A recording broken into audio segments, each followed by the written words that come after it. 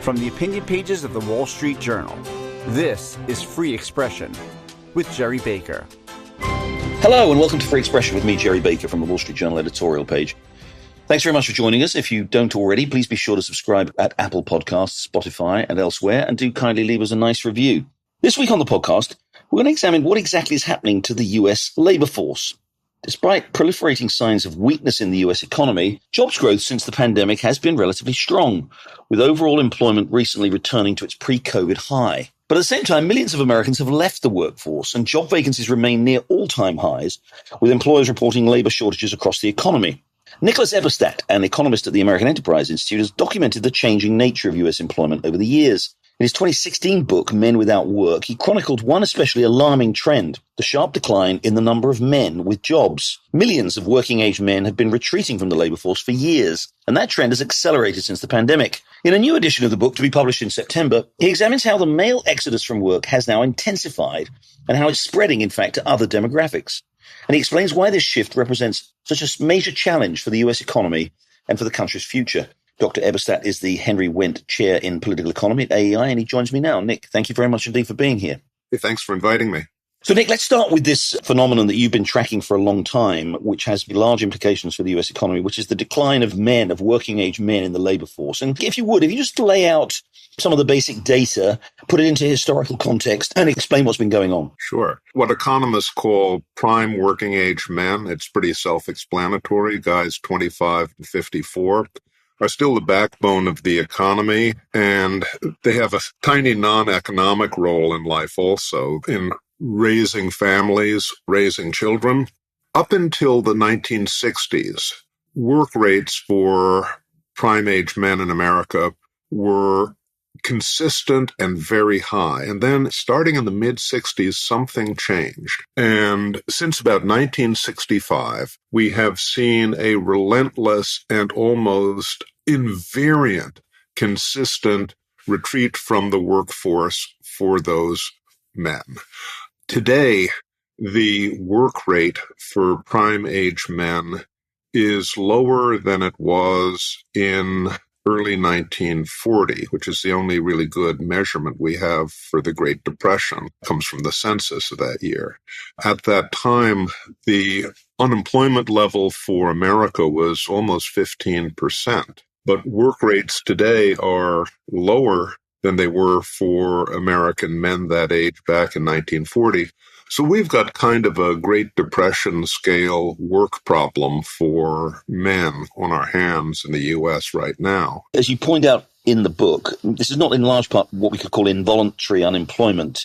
A lot of this is voluntary removal from the workforce. I mean, we should be careful about our terms because I know we're going to talk to you about what exactly is driving it. But again, it's important to remember this is not captured in the unemployment figures. This is captured in the broader data that we have about the labor force. So millions of men who would, if we'd had sort of employment participation at the rates that we had in the 1960s, what's happened to them? Where have they gone? I mean, is it some of them presumably longer education? Some of it is to do with disability. Give us the factors that have contributed to this remarkable decline. No, you put your finger on it.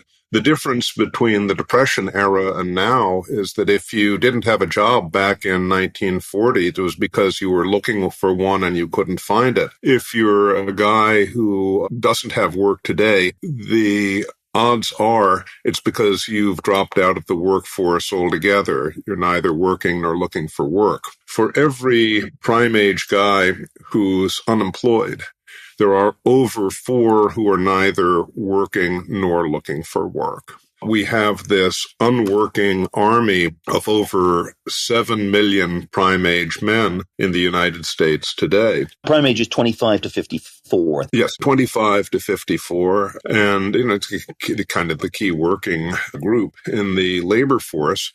And we can parse that out a little bit. So about a tenth, maybe a little bit more than a tenth of this not in labor force group, some of my brother nerds call them NILFs, about a tenth of them are full-time students who are getting ready to go back into the labor force to get better jobs with better skills.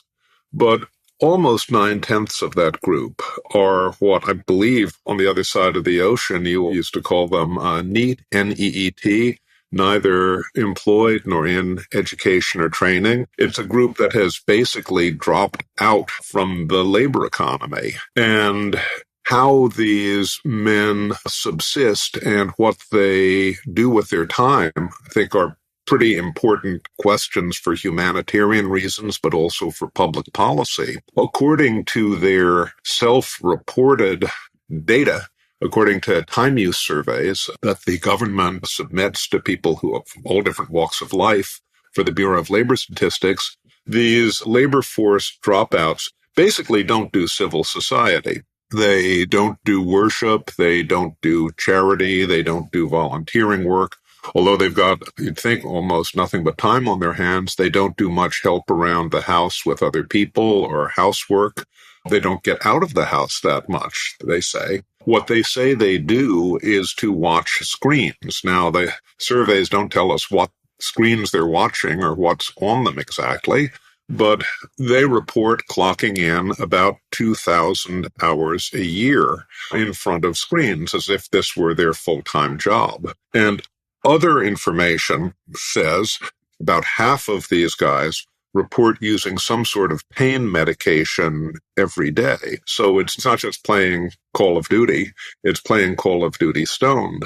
And needless to say, this is not exactly the way to bulk up for skills that are going to get you back into the workforce. It's unfortunately much more likely to be an entry pathway to the now all too familiar deaths of despair that we're coping with in the United States. Do we know how many of these men are receiving significant amounts of subsistence support for Medicaid, welfare benefits, disability benefits? Do we have a sense of essentially how they're sustaining themselves financially? It's a terribly important question, and our statistics are pretty miserable about this because they're based upon surveys where people typically underreport, just the same way that in surveys people underreport, their dividends or capital gains benefits. And because our government programs don't talk to each other, we have this archipelago of disability programs in the United States,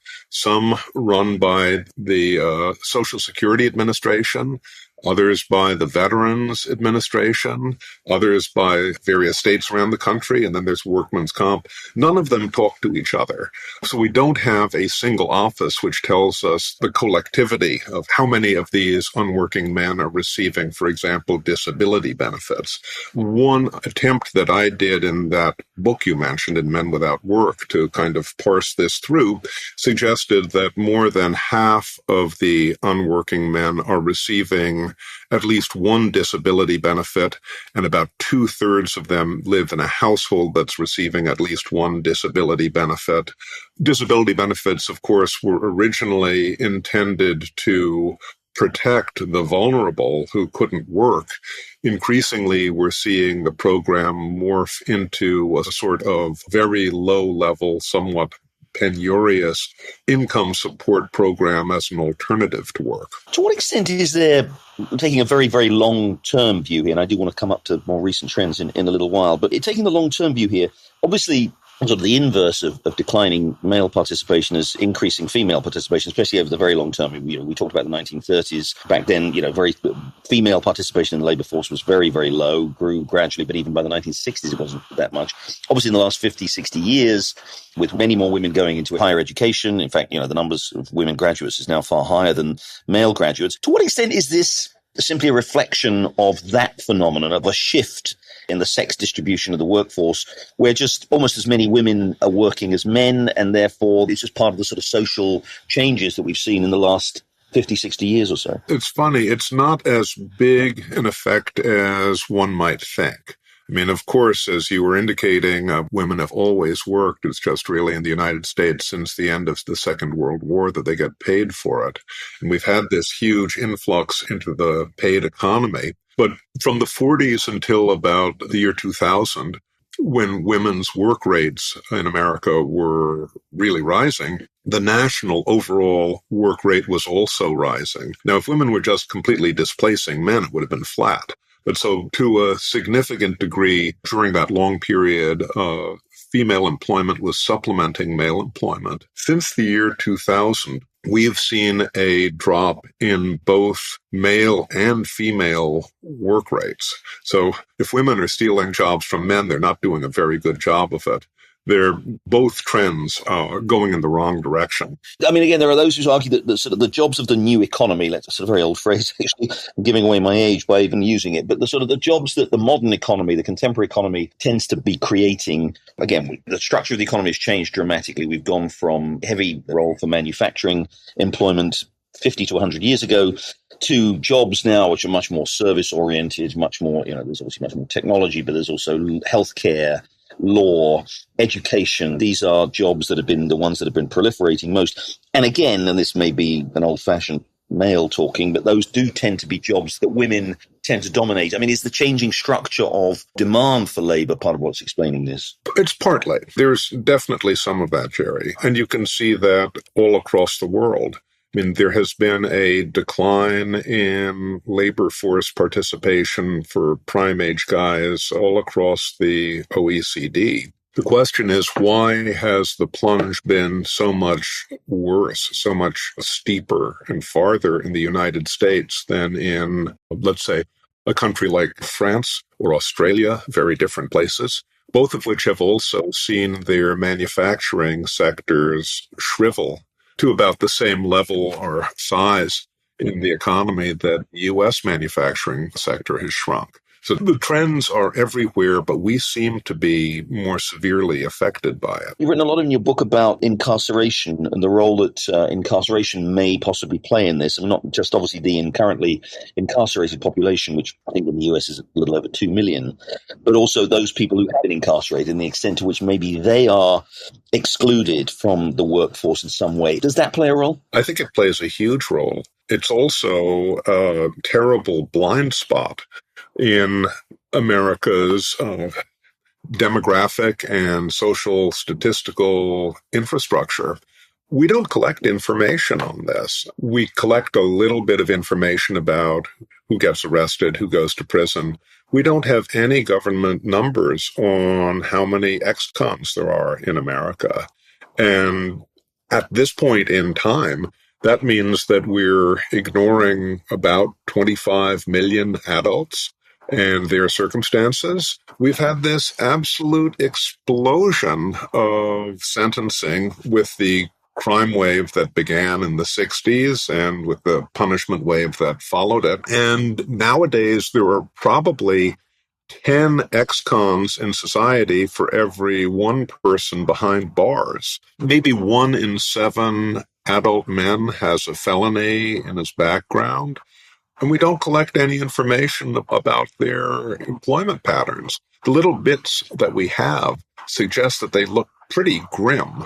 And obviously, we can't have any sort of evidence-based policies about how to try to rehabilitate or reintegrate ex-cons if we don't have the evidence. I realize that you're an economist and not a sociologist, but I wonder to what extent this problem that you've written so extensively about is not part of or maybe contributing to a broader phenomenon of what various people have talked about as the sort of the kind of, the alienation of men, particularly younger men, from society. When we started talking, you talked about what these men are doing, and they're sitting at home looking at screens, sometimes high on opioids or dope or whatever else. We have this phenomenon. I realize I'm very conscious as I say this that you and I are a couple of middle-aged men, maybe bemoaning the plight of men in society when there may be many other more pressing concerns. And as you look at the implications of this and what you describe is a fairly kind of scary scenario of these possibly disaffected, possibly dysfunctional males, is this a broader societal problem, you think? And what are the implications of it? Jerry, I think it's a lot more than you and I talking about Grandpa's war stories. It's absolutely central to where the United States is heading in the future. And people who are trained in modern economics, I think, have a very narrow and, dare I say, impoverished view of the poverty problem. They're trained to look at poverty as a shortfall of income, whereas I think a more human view would understand the distinction between material poverty and misery. I mean, this was a distinction which was not lost upon ordinary people in the Victorian era in the UK or in the United States in the Gilded era back in the 19th century. And we've had this conjoined explosion of prosperity and soaring of misery in the American public. And an awful lot of the misery, the deaths of despair, the broken families, the increase in dependence, isn't really tracked in any sort of comprehensive way by our national authorities. Part of it may be poor training of economists, but part of it is that we've allowed these problems to fester in plain sight. We're going to take a short break there, but when we come back, we'll have more with economist Nick Eberstadt on what a future of men without work looks like. Stay with us. Welcome back. We're talking with economist Nick Eberstadt about the future of work in America. Let's talk about the wider pathologies of the US economy. One of the things you just mentioned it here, you talk about in the new edition of your book, the paradox, if you like, of extraordinary growth in Americans' wealth over the last 20 years since 2000, thanks both to house price increases, but financial asset price increases, which we've seen grow at an extraordinary rate. Now, there's some question marks about the distribution of that. And obviously we've become much more unequal, but it has been an extraordinary explosion of wealth. At the same time as you well point out, economic growth has been relative to the previous 50 years, the second half of the 20th century, has been extremely weak. And consequently, income and things like what we've been talking about here, employment with particular manifestations of it, with male employment and wages, have also been weak. What's going on there, do you think? I mean, what explains this extraordinary divergence between an increasingly wealthy, affluent economy, at least measured by wealth, but this marked slowdown in the data that basically drive most people's lifetime prosperity, such as employment and wages? Yeah, it's a huge question. I mean, that's kind of the defining paradox of our current time, isn't it? We've got this explosion of wealth, an average of over $1.5 million of private wealth per notional household of four in the United States today. As you mentioned, it's not at all evenly generated or distributed. While the economy has been much slower than it was in the earlier post-war era, and work rates are down very substantially, more than population aging would suggest, we have maybe 10 million fewer paid jobs today than we would have had at year 2000 rates. And you can kind of see what the difference is in our society there. By the way, more wealth for the wealth holders and less work for the workers is usually a pretty classic way to kind of set the stage for a big populist reaction. And look what we have on our hands. The slowdown in the economy has been looked at by an awful lot of people. Some of them have theories about lessening demand, sort of maybe a neo-Keynesian view, the sort of secular stagnation that is associated with the arguments of, say, Larry Summers. Since I do demographics, I tend to look at the supply side. And if we look at the supply side, it looks to me like we've got a human resource problem in the United States. We've had, as you know, stagnating or even declining life expectancy in the United States for much of the 21st century. Unremarked upon is the extreme and, to me, worrisome slowdown in educational attainment improvement in the United States. And, of course, we've got problems with our business climate. You put all of those things together, and it doesn't seem to me shocking that our economic growth will be slowing. You add to that the pathological declines in employment for certain segments of the United States population, and you've got a pretty good recipe for slow growth as far as the eye can see. If we stay on the path that we've been on since the year 2000, we're on a track that implies a doubling of per capita income every 70 years. I don't like a path that looks like that. Again, by historic standards, that does look weak. I mean, so there are those who argue, of course, that actually, to some extent, looking back at the last 20 years and comparing it with the sort of certainly the previous 50 years, is unhelpful because it may well turn out to be that particularly the period, after the Second World War, that period from, say, 1950 to late 1960s, 1970 was a period of historically unusual, very rapid productivity growth, which led to very rapid growth and increases in the labor force, the sort of we've just talked about with women coming into the labor force. And that combination of demographic and productivity changes produced kind of unusual explosion of prosperity, which we can't recapture. I mean, do you think there's something to that? I think that's an argument to keep in mind. And there may be something to it, but maybe less to it than many believe. Because in principle, there's no reason that health can't continue to improve, that education and skills can't continue to improve, that we can't have an innovative business system producing new productive knowledge, applying new productive knowledge, live longer, work longer. All of those things look to me like a formula for continuing productivity and wealth increases in a aging and maybe even someday a shrinking society. Let's talk about where we are now. By now, I really mean the sort of post-pandemic economy. We do seem to be in a very strange place, as I said at the beginning. On the one hand, we have this phenomenon of, GDP output seems to be declining, or at least in the first half of the year, but we've had this very strong employment growth. And then you have this particularly strange phenomenon by sort of conventional economic standards. Unemployment has declined. Now, I know by its broadest measure, it hasn't gone back to where it was, but it has declined quite substantially in the last year or so since the pandemic. But there is this enormous demand for labor, which is not being matched at all. And we are seeing, you have a very nice phrase for this in your book. Your original book is called Men Without Work. And now we seem to be in this position of work without men, this huge gap, this huge labor shortage. What's your sense of what's going on there? Is this because the trends that you've talked about, particularly men leaving the workforce, have been accelerated by the pandemic? Or is it wider than that? Are we seeing other trends that maybe there's been a wider breakdown in the kind of relationship between labor demand and supply? As you say, we've got this situation now where we've had 11 million, roughly speaking, 11 million unfilled jobs since last Labor Day, since last September 2021. And employers are screaming for workers. They're begging for workers. And there are millions and millions and millions of men and women who are sitting on the sidelines, not coming back into the economy at a time when workers have more bargaining power than in living memory, in this great resignation, as people call it. So this is not entirely explained by economic analysis. As you mentioned earlier, sociology or social pathology, new attitudes towards work may have something to do with it.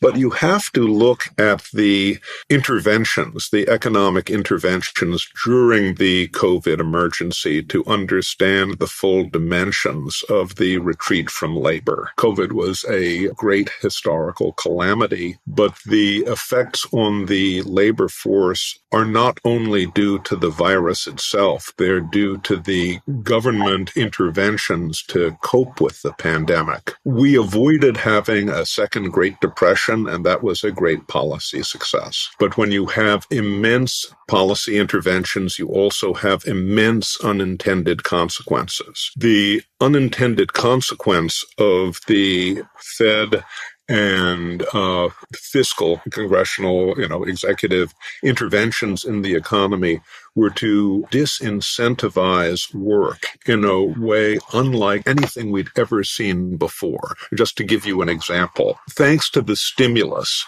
of 2020 and 2021, Americans had more money in their pockets than they'd ever had before in history. During this emergency, Americans had more money in their pockets.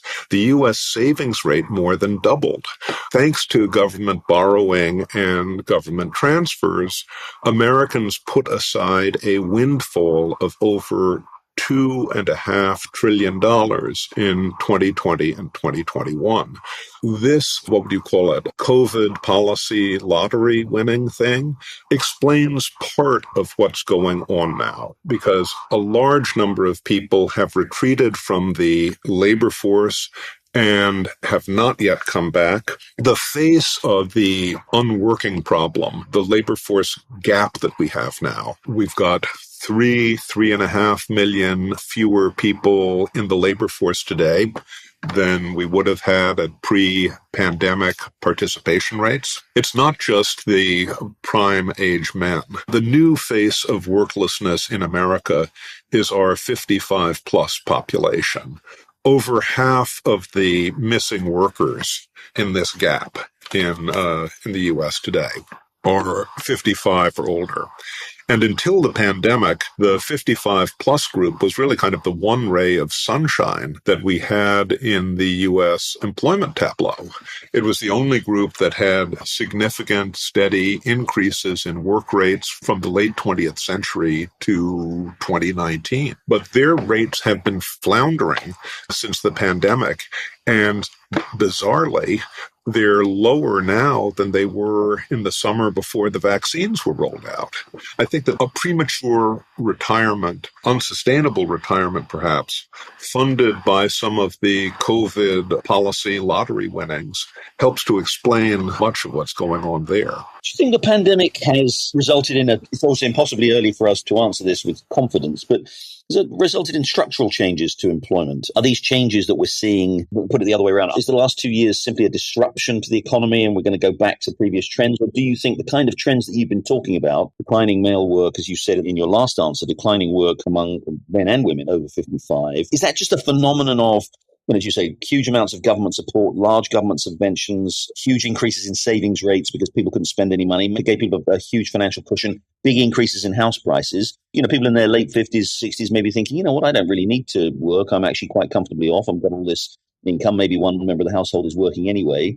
But now that those trends are being reversed, do you expect to perhaps see a return to where we were before the pandemic? Or do you think this is just embedding those changes that you've talked about as being in place for a long time? Well, of course, we'll only know with the fullness of time, but we've had a shock. And now we're wondering how much of that turns into a permanent shift in attitudes and behavior. I'd assume that people are going to have spent down their COVID policy winnings within another year, maybe mainly another year and a half, at which point ought to have a much better idea of how much the new normal includes less work for people over 55, less work for women of prime working ages, and a continuation, of course, of the trend of less work for prime-age men. We get a little bit of a hint at some of this from those time use surveys I mentioned earlier in our conversation. The time use surveys for guys between 55 and 64 have a lot of the men without work disease patina to them. Guys who are not in the labor force spend a huge amount of time in front of screens if they're between 55 and 64. That's not the way to get back into the game of working life. And we're starting to see some of that also among prime age women who don't have kids at home and are not in the labor force. I wouldn't want to make a prediction on that, but I think those are warning lights we ought to be paying attention to. Finally, Nick, as you consider all of this, these long-term trends, the extent to which they've been accelerated by the pandemic, as you look ahead, it's a pretty unsettling picture you paint as we look ahead for the US economy, an economy with, again, with this large army of unworking men, other demographic groups perhaps also out of the workforce. Let me put it in a more positive way. What can we do to maybe either to adapt to this picture or to change this picture? What are the policy implications of this? I guess I'd rather change the picture than get used to a grim new normal where we double our incomes every 70 years. Part of it, I think, is understanding that employment is more than just an economic phenomenon. Work is a service. Work is a service to others that helps complete you. It is something that connects you with your community. Work has all sorts of positive spillovers, indirect effects for families, for communities. I think for society, at a time when our social capital and trust in institutions is at near all-time lows, being more involved in the working world, I think, has intangible benefits that win on their own merits. So I don't know that this is a problem that government can solve. This is probably something that we want our little platoons to work on a little more. Nicholas Eberstadt of the American Enterprise Institute, and author of a new edition of your book, Men Without Work. It's a post-pandemic edition, which tracks the disturbing demographic trends that we've been talking about in this. Nicholas Eberstadt, thanks very much indeed for joining us. Thanks so much. Well, that's it for this week's episode of Free Expression with me, Gerry Baker, from the Wall Street Journal opinion pages. Thanks very much for listening. Please join us again next week for another exploration of the issues that are shaping our world. Thank you and goodbye.